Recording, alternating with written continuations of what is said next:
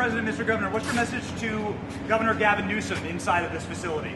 Well, the first thing he should do is come here and learn something, because they don't do this. They don't know. They wouldn't know where to begin, and if they did, it would cost them 100 times more.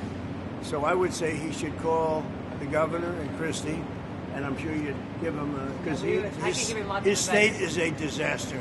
And he doesn't do this. Well, they have the original Alcatraz, so you guys could approve him being able to set one of these up over there. I'm sure the secretary would be happy to do that and provide. My sense is he's probably not going to bite on that, but I don't know that they'd be able to come in at cost because they tried to do this high-speed rail. They spent like $150 billion, no tracks. We've got a privately funded rail in Florida from Miami to Orlando. It costs the taxpayers zero, and it's very successful. So it's just a much different approach between states. We're not going to let him get anywhere near Alcatraz. And it cost 100 times more than they thought. Now, he ought to come here and study this because he can learn a lot. Yes? The first person checking into the room, sir? Tomorrow.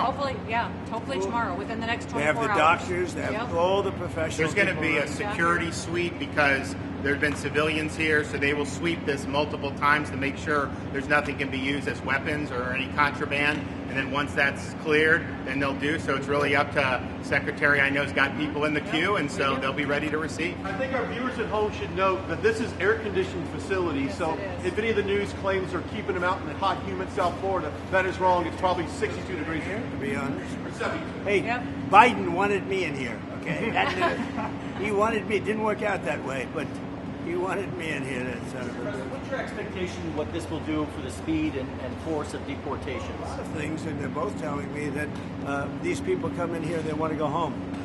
And they want to go home, so we immediately send them home, where it's appropriate. Now, if somebody's a real killer, we don't send them anywhere. We put them in a maximum security. Look, what we inherited from this guy, this incompetent man, and his administration, which wasn't incompetent, it was radical left, lunatic, communist, whatever you want to say. I know most of them. What we inherited should never, ever be forgotten. What they've made us do. This is all because of an open border policy where 25 million people flowed in. From all over the world, from prisons, from all over the world they flowed in.